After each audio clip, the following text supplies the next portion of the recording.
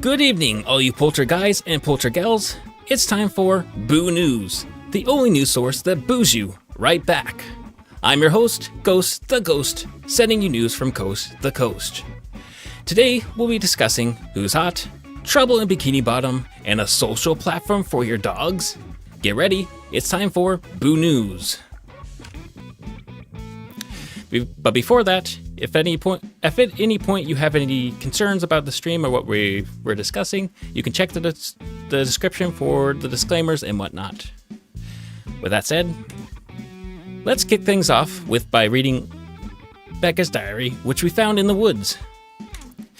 Dear diary, if you're allergic to an antibiotic, does that make you a bacteria? I hope the kids at school don't find out I'm allergic to penicillin. I'd hate if they started calling me syphilis. Well, Becca, if you're listening, I'm guessing you're not a bacteria. But either way, don't let those bullies get you down. Just like syphilis, there may one day be a cure for bullying, and that cure just might be a deep breath and some confidence. Wishing you the best as we continue to read from your diary. And thank you for leaving it in the woods randomly, by the way. Speaking of bullies, Randy, the world's worst bully, has some choice words just for you. Take it away, Randy. I bet you think you're real cool with that face of yours, huh? Well, you're right. It looks great. And that makes me angry. Sometimes I don't explain my feelings so well, and when that happens, I feel like giving someone a huge wallop. But curse you.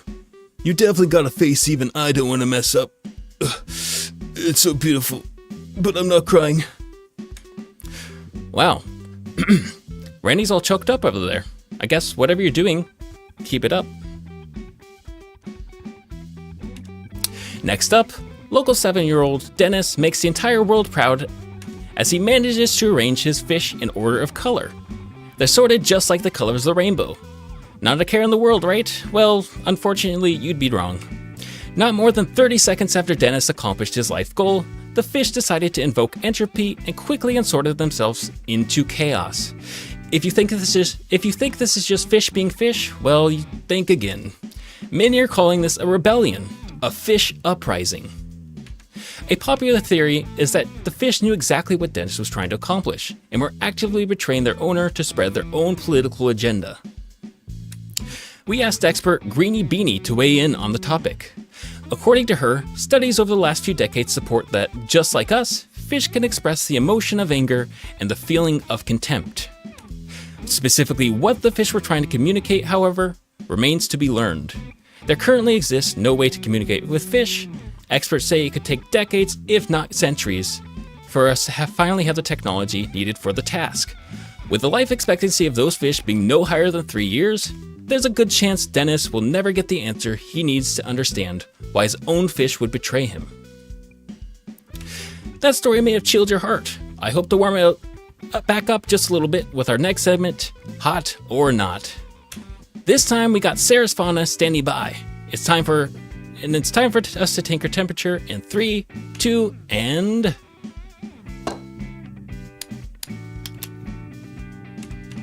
Well, if this were a test of prettiness, Fauna would pass with flying colors. But this is a test of temperature, and no fry, goodbye. There you have it, Sarah's Fauna, not hot. Tune in next time to see who else is hot or not. Alright? For fear of losing your attention, this next segment is just the headlines, so try and keep up. Sexual reproductive expert says he thinks he finally knows where babies come from, and he says it's not the stork. Eccentric doomsday prepper forces his entire family how to learn how to dance the salsa. Now that's a spicy prepper. Scientists have discovered a method for milking non-mammals. If the thought of branching out from cow milk already makes you a bit squeamish, how does a nice tall glass of snake milk sound to you? Got snake milk? Not yet you don't, but coming soon. Whoa now, how about we slow things back down with an interview? Just recently, Hololive star Gargura relocated to Bikini Bottom, where she can get all the Krabby Patties one could ever want. We have her here now to see how she's adjusting. Hi, Gura. Howdy. So, from Atlantis to Bikini Bottom, can you help us understand that? It seems like most people would want to get to Atlantis, not run away from it. Well, you know, Atlantis can be a bit stealthy at times, and I just want to try living somewhere a little bit more free-feeling and busy. I see, that makes sense. And how has it been treating you? Oh, it's been a lot of fun. Well, that's good to hear. But, Gura, I have to ask, and I hope this isn't too personal question, have you at all been tempted to eat any of the fish around you? I mean, you are a shark after all, and taking a bus down there must feel like having a personal sardine can all to yourself. Well, I guess when I was younger I might have been tempted a little bit, but I've always lived by the words of the great white shark Bruce. Fish are friends, not food. I see. And, well, how about the fish who are decidedly not your friends? You ever feel like eating them? I could never do something like that. There's probably many better ways to handle our differences. Okay, well, thanks. It's been nice catching up with you. Maybe we'll see you again sometime. Wait, can I just say something? Okay, that was Gargur, everyone. In other news, police reports have been flooding in as the bodies of deceased fish turn up by the dozens in Bikini Bottom. Authorities believe the attacks were likely done by the same culprit, citing that the teeth marks left in the victims closely resemble one another. Speculations have been made on the date Gargur relocated to Bikini Bottom and the date victims began showing up. Many argue there is no coincidence. Miss Gura has allegedly refused to provide an examination of her teeth, and the police have resorted to contacting dentists in Atlantis in hopes for finding records for Gura there. As for other evidence, the culprit has left the police very little to go off of. Many are calling for Gargura to go on trial, but without more conclusive evidence, there's little that can be decided as of now. Boot News will be keenly looking into the situation and will keep you updated when more information surfaces. But on a more lighter topic, you ever sit around thinking about all the wonderful things around you and wonder, who in history must have invented them all? Well, now I'm going to take you through some of the things I invented. That's right, I wanted my name etched in history with the likes of Thomas Edison, so I went back in time and claimed some amazing things for myself. Ever enjoy a donut dipped in coffee? Well, guess who started the trend in the first place? Me. I went back to the late 1800s to popularize the habit long before actress Mae Murray had a chance to. So, coffee and donuts, my invention. And I also went back to talk to Albert Einstein and tell him about my theory of special relativity. He was so amazed, and you should be too, cause guess who you have to thank for your accurate GPS systems? Yeah, that's right, me. Finally, I bet you're wondering how a person like Steven Seagal could even exist. It's because I invented him, me. I took some influence from Mary Shelley's Frankenstein, except I put a little bit of chemical X in the formula and sent him to Okinawa to train in Aikido.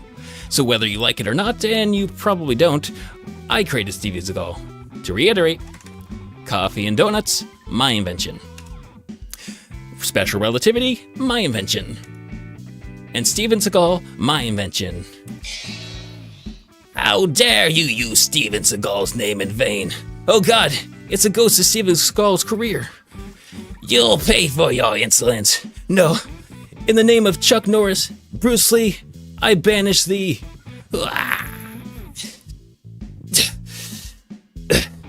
Moving on. Did that situation leave you on the edge of your seat? Well, now I hope to make you recoil to the back of it. And I think I have the words just to do it. Hold on while I get just a little bit closer. Alright, I think this is close enough. Alright, those words that I promised. Oral callus. Creamy ulcer. Creamy ulcer. Cramped canker sore. Cramped canker sore. Conky clam shucker. Damp tingle. And lurching kumquat. Lurching kumquat. And that's all of them. Let's head back to the main desk.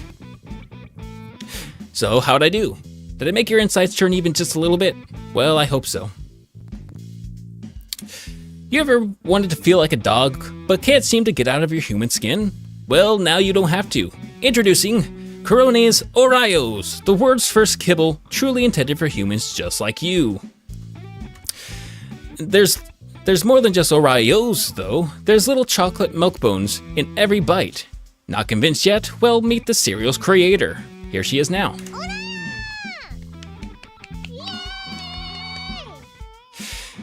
And there you have it. Oreos are on shelves now. Get yourself a bowl. Speaking of things that are on shelves now, the book Chicken Soup is for Eating is flying off those very same shelves. The book offers first-hand accounts of food experiences, the good ones and the bad ones. Yes, everyday people just like you and me have shared some of the craziest stories. And we have a free excerpt just for you. Grady Grogin writes, Dear Chicken Soup is for Eating. So the other day, I had just gone home from work, and I didn't feel like cooking. I could have picked something up on the way home, but I'm trying to watch my money right now, so you know. So there I was trying to figure out what I could toss on a bagel and cream cheese I had just whipped up.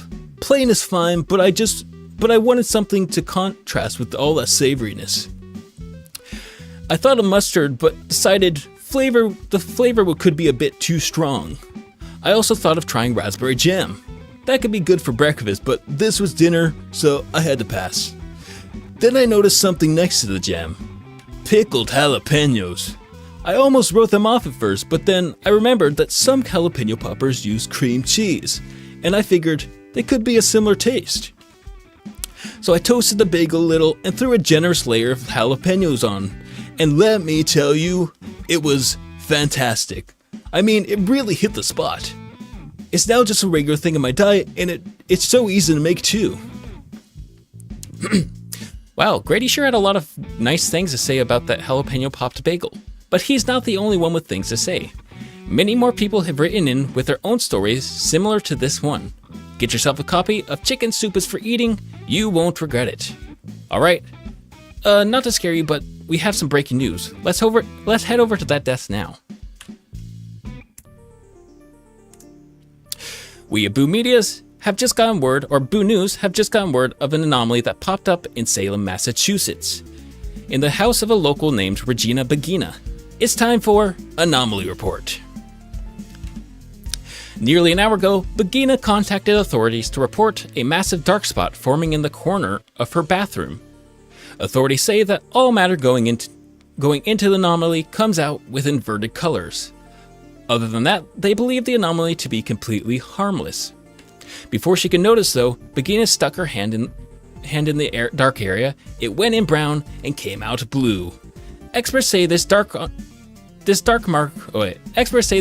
her skin isn't contagious, and they're working on containing the anomaly. Studying it further could help develop a remedy for Bagina's pigment inversion. Further, can you say a naneb?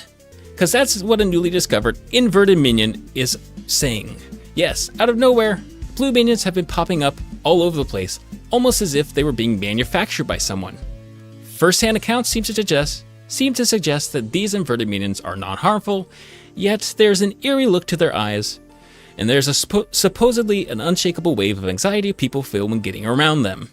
In either way, everyone is encouraged to use caution when getting near these creatures. It's unclear what might happen when getting too close. No one has been brave enough to try. Will you be the first? And that concludes our anomaly report. Back to our featured news. Alright, so you've heard of Google Docs. So what do you think about Google Dogs? That's right, you heard me correctly. Dogs. Apparently Google felt they had created everything else, so we'll be getting a social media platform just for your dog. Google Dogs helps your dog keep track of which dogs they like or dislike. Friendly dogs go to what Google is calling the park. There they can be sorted by how much your dog would like to sniff their behind, I guess. Dogs they dislike, however, go to the other side of the fence. Ooh, we hate those dogs for some reason. And I suppose if they really don't like them, they can be blocked and sent to the pound. But if you thought that's all, nope. Your dog can also update the world about what's going on in their life and how they're doing. And there's plenty of options for emojis too, with which your dogs can protest whether they're feeling bork or bork. Google Dogs, everyone, coming soon. 2 interviews in the same show? That's right. We all want to bless the rains down in Africa, but have you ever wondered what it's like to be the rains down in Africa? Though not African, Kobo Kanaidu is a rain shaman hailing from Indonesia, and she's here to chat with us a little. So Kobo, I'd ask how the weather was, but I think I already know the answer to it. Oh, you speak German. Merci beaucoup. Merci beaucoup. So Kobo, I was hoping you could explain to us all, why does it rain? What? I don't know why it rains. Why are you asking me? Is it because you're sad, Kobo? Does it rain because you're sad? No, akamada. Well, I guess there'll be time for maracas later if you really want, but for now, I gotta ask. So clouds, are those like your farts or something? Because that'd be kind of nasty. All right, I'm getting out of here. Oh, well, I guess it was more like 1.5 interviews for today. I probably should know it was too good to be true, but Kobo probably had something more important to take care of. This episode of Boo News was brought to you by Emma Watson. I'm required to say that, but I'm not allowed to say why. Yep, Emma Watson, everybody. Check the description for more details. Let's talk about something more enjoyable. Angus Young sells a lot of energy on stage, doesn't he? With over 50 years of experience, you'd think he becomes slow and easily confused, but not so. For many, his youthfulness seems too good to be true, and they speculate that it could be more than just good health and vitality. Theorists consider that Angus Young isn't truly aging, but instead molting a thick layer of skin. When completely separated, Young is assumed to eat the malted skin for nourishment in an act of auto-cannibalism. Some wonder what would happen if Young were ever to retire his school uniform. Would the aging begin anew? This likely isn't the case, since Young can be seen out of uniform when off stage. And besides, let's put away our connotations of uniforms with the youth. They look pretty good on anyone, including college students and other adults.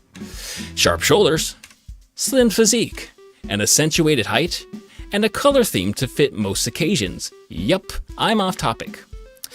And that concludes all our news for today. I appreciate anyone who stopped by to listen and hope to see you next time.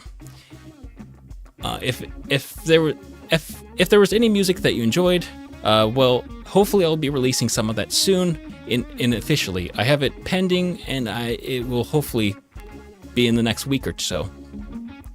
And this is a new project I'm working on, Boo News that is, and hopefully I can get it to be a little bit more polished than it was this time. This is just the pilot, and I hope I can work harder and make it a lot better. I appreciate you for stopping by, and see you later. Bye-bye.